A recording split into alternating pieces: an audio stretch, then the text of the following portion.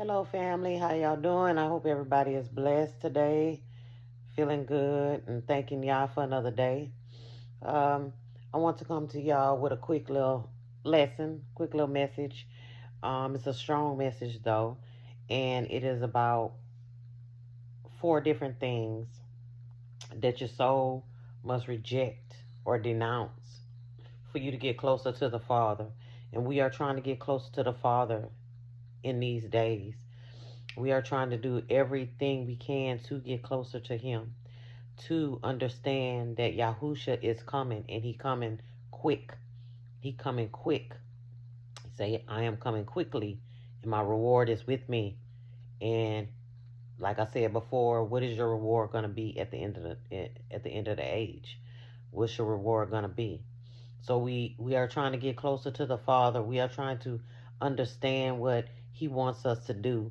We are trying to have that personal relationship with Him in our room, in our closet.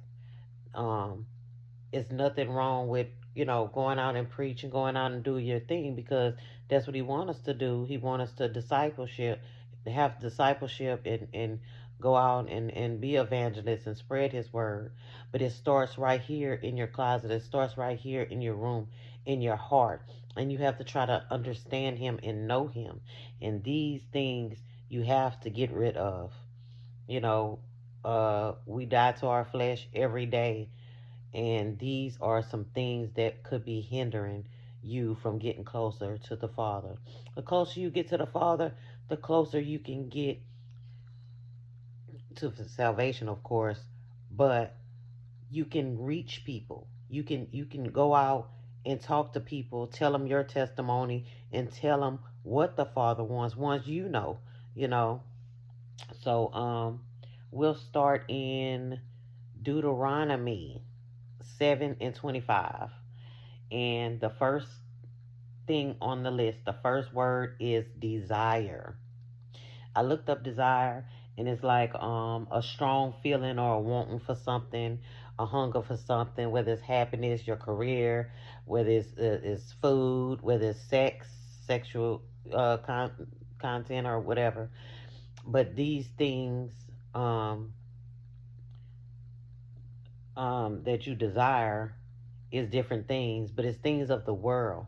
It's things of the world He wants you to get rid of, because desire can be in a good way. If you desire the Father, you desire what He wants from you. So it can be used in a good way, but this is desire of worldly things, which is not going to bring you nothing at the end of the day. Um, if you are in the truth, and if you are seeking His face and seeking to know Him, and you know, seeking the truth. Um, so I looked up the definition for desire, and like I said, it's a hunger for something, a wanting, a strong feeling of want. That desire is a strong feeling of want. And when I looked it up in my Bible, I went to Deuteronomy 7:25. That's what it led me to. Now I pulled it up on the computer. I pulled it up on the computer, and the same verse, it said, okay, so we'll start right here. I'm not going to get ahead of myself. Deuteronomy 7:25. Now, this was a time that Yah was telling the children of Israel, like, go in to all these different nations' land, because this is the land that I'm giving you. And when you go in, you spare nothing. You burn all their stuff, you kill who I tell you to kill, and it's just listen to me and tear down, in other words.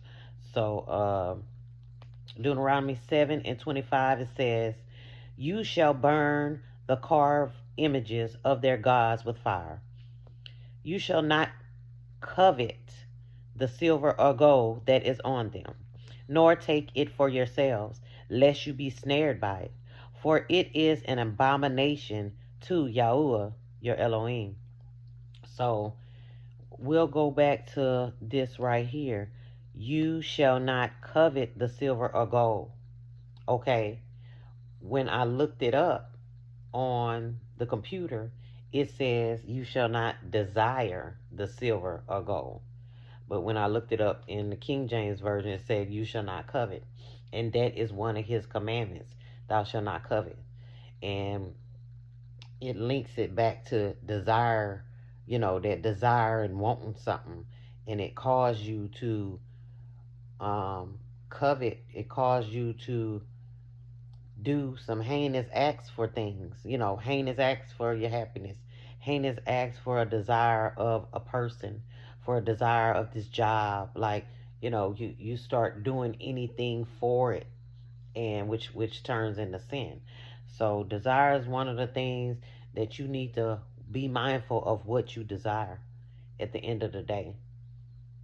Is it going to benefit you in Yah's kingdom? Is it going to benefit you there? Because we are at the time and the place and the hour to where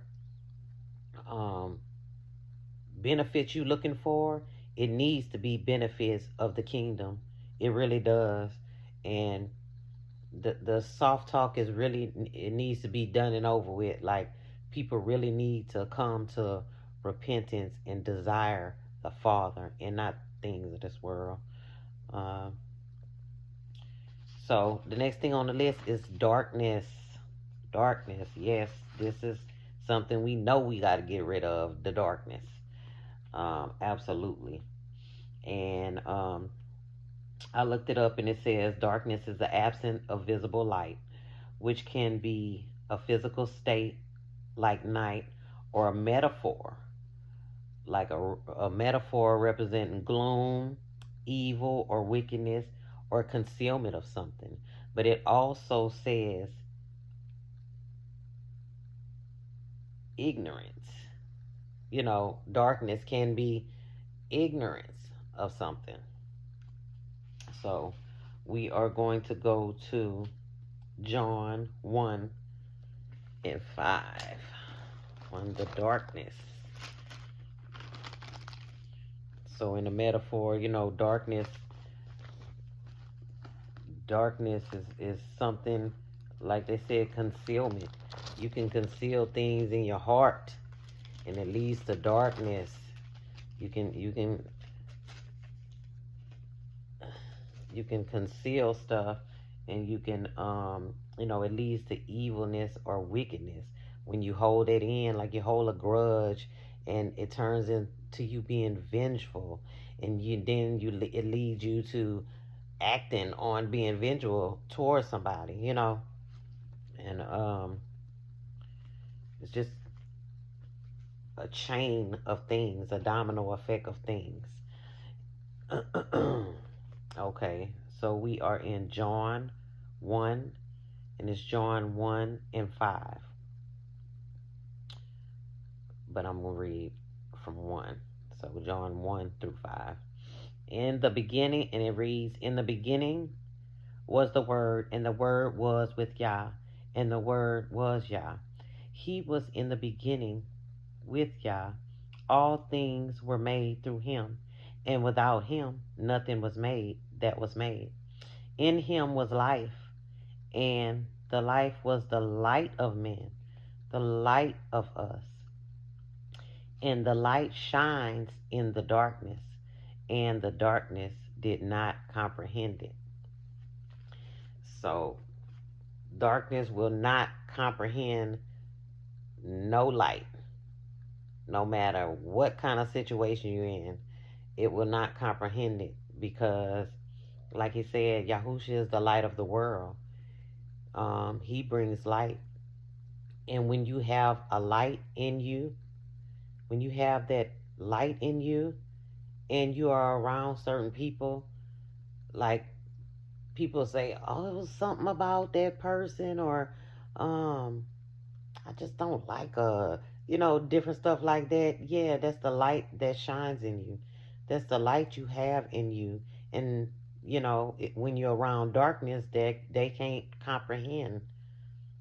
They can't understand the light that shines in you. But that darkness it masks everything. Um, so you can have like 20%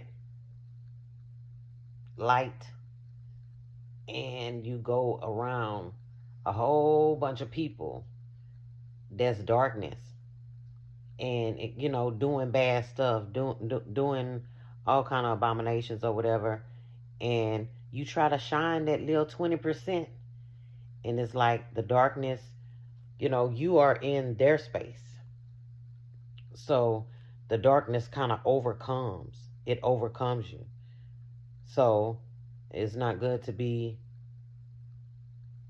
in a room full of darkness with just 20% of light. You have to purge that darkness out of yourself to go into a room with these dark people so your light can shine. So you have to, try to do whatever you can to acquire the fruits of the Spirit to get rid of that darkness in you, each and every day. So that one was kind of self-explanatory, the darkness. This one, and it leads to the third one, ignorance. Ignorance, being ignorant towards stuff.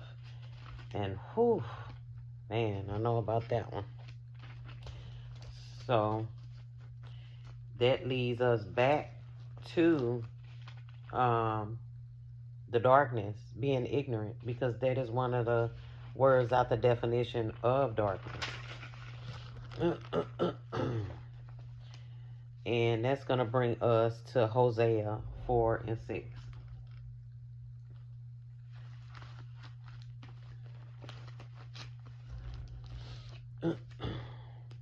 Being ignorant about things. We got to know our enemy. If we don't know our enemy and we are ignorant to his devices, we beat. We beat. So you have to gird yourself up with truth. And that is the word of Yah. You have to gird yourself up. We can't fight no spiritual battle if we ignorant to all these different things that Satan come with, because he got bag full of tricks. I mean, you think you're doing good. I'm not sinning. I'm following all the commandments, but it can be an omission of sins. It can be things that you not, I'm not doing this. I'm not doing that. Okay, it could be other things that you not doing. You not spreading the word. You not, putting people on the spot for sinning, and they in your life, like your family. They in your life each and every day. Like, it's a subtle way you can come at people and kind of trigger their brain, like, this is what you're going to be doing for the rest of your life. Like, you don't have to be perfect all in one day. You're never going to be perfect, but you don't have to be hard on yourself to do it all in one day. Do one thing at a time. Do one thing at a time. And once you start doing that, the Holy Spirit will help you shed off this other stuff. He's going to start convicting you to get rid of this stuff each and every day, this flesh. And I was real ignorant to what I wasn't doing, like I'm good. No, I'm never good. It's always something to be done. It's always something to be done in your life. So you won't be ignorant to Satan's devices. So you can help others, because none of us never going to be perfect. The only perfect one is Yahusha. Okay, so we're going to go to Hosea 4 and 6. Okay, and it reads, now let no man contend or rebuke another, for your people are like those who contend with the priests. Oh, I'm sorry. That was 4. Okay. Okay, so 6. Okay, here we go. My people are destroyed for lack of knowledge. Because you have rejected knowledge, I also will reject you from being priests for me. Because you have forgotten the law of your Elohim, I will also forget your children. Whew, that was a sword. That was a sword right there. Okay, so we are destroyed from lack of knowledge. That is ignorance, being ignorant to stuff. When the truth comes, you know, and we believe a lie and continue believing this lie, we being ignorant to stuff. You know what I'm saying? And we will perish for it. We will perish for being ignorant to stuff, believing a lie, not searching for truth, which is in this word, which is in this word, this book right here. And it's full of life, it's full of truth. And if we seek it and desire it, just like we desire other things, we can try to get somewhere. We can try to get somewhere. We can try to help one another, and get restored. And get restored as a people. Get restored within. Starting right here in your room. Starting right here in your household. And shed all of this. All of this stuff we done sin we done acquired for years. I know I have, for years, and it's taken me years to shed it off, and I'm still shedding it off. But I have to tell somebody else, like, the time is now. Like, the time is really now, to start trying to seek his face while he is to be found, because the famine is coming for his word, not just for food. Y'all talking about famine for food? No, the famine of the word.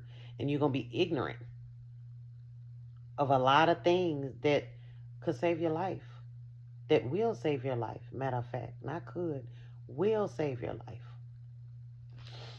So he said, my people are destroyed from lack of knowledge. We study to get these degrees in school and get these big jobs and stuff like that.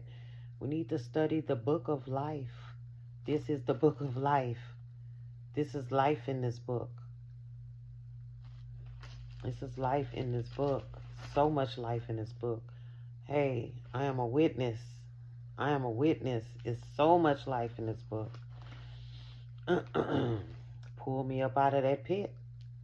Pull me up out of that pit. And I'm trying to stay out of the pit. I'm just trying to help other people. This is something that I need to do. So whoever listening, I appreciate you. But there's a lot to be done. What they're saying, they got teach one, reach one, or reach one, teach one. A hand for a hand. You know what I'm saying? So, and with dealing with ignorance, and with him saying in Hosea, my people are destroyed from lack of knowledge, we're going to go to Proverbs 1 and 7 and see what it says about this knowledge. Because Proverbs, y'all know that word? Y'all know Proverbs. Yeah, Proverbs will give you the sweet and the sour. And all of it is the truth. So you take it. Take it in stride. So, Proverbs, we're going to go to Proverbs 1 and 7. 1 and 7. And it reads, the fear of Yahuwah is the beginning of knowledge, but fools despise wisdom and instruction. The fear of Yahuwah is the beginning of knowledge. So you fear him. You fear him. And the more you fear him, the more knowledgeable you become, because you have reverence for him. You have more than respect for him. You know, you can say, I praise his holy name and I glory in his holy name, and don't do nothing he say. Don't do nothing he say. So we have to understand that the the fear of Yahweh and his judgments. And man, I'm reading in Numbers right now, and boy,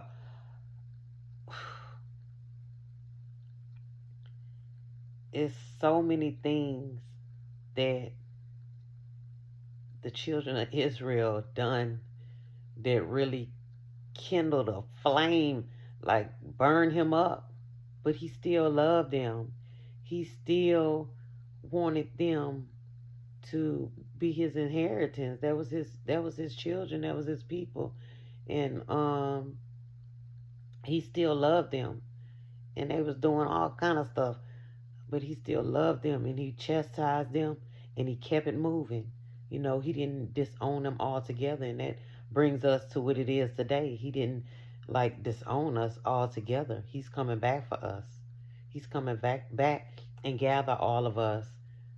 But after he gather all of us, just like in the wilderness, he gonna purge the rebels. He gonna purge y'all out. Y'all ungrateful. He gonna purge y'all out. Y'all gotta get right.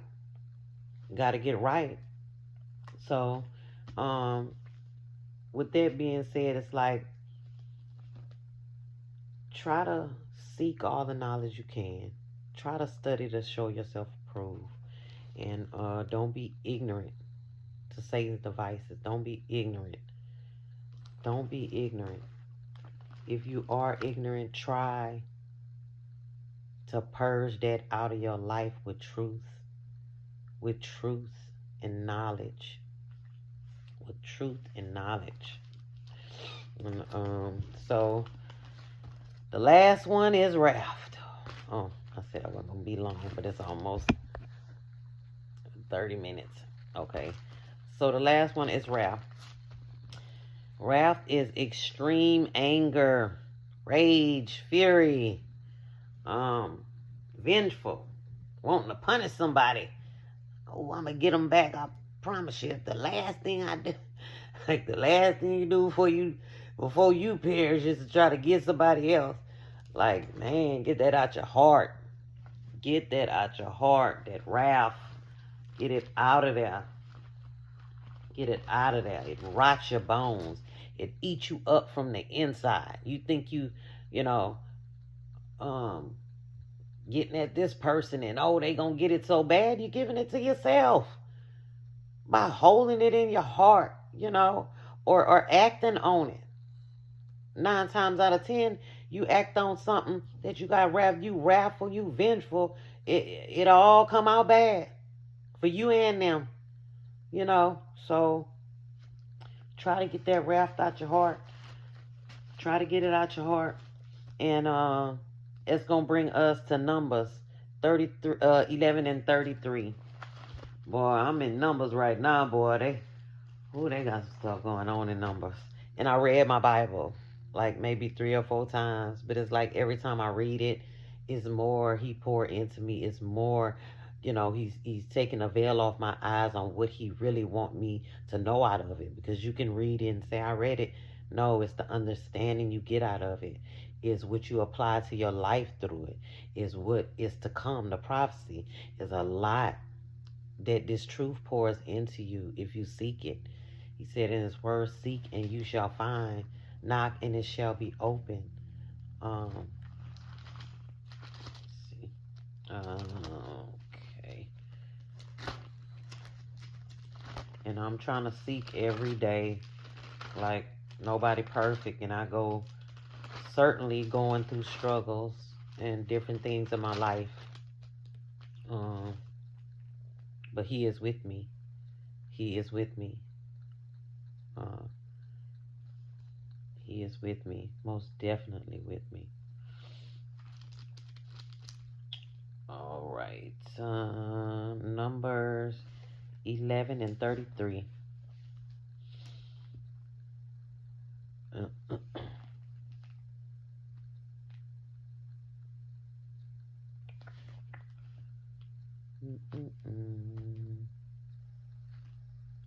Glasses.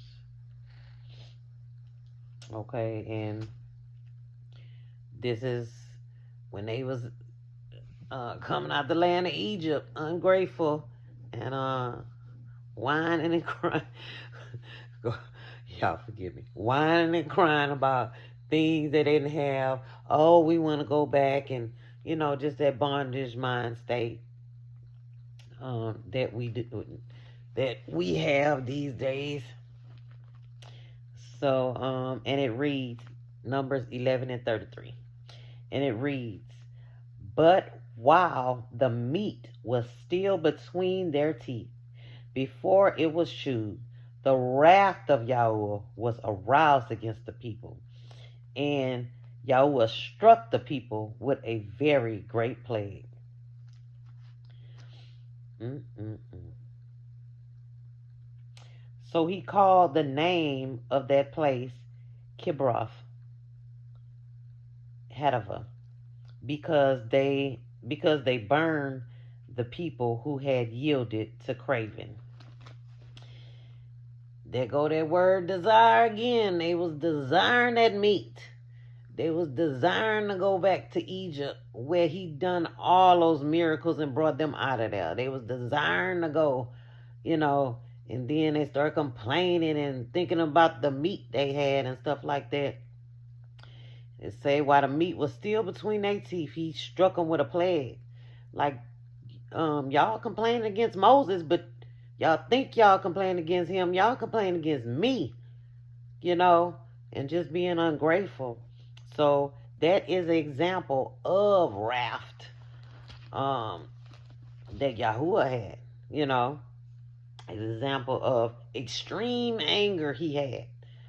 And his fury poured out on them when he struck them with that plague for complaining and wanting to desire the meat and complaining and, doing all that stuff.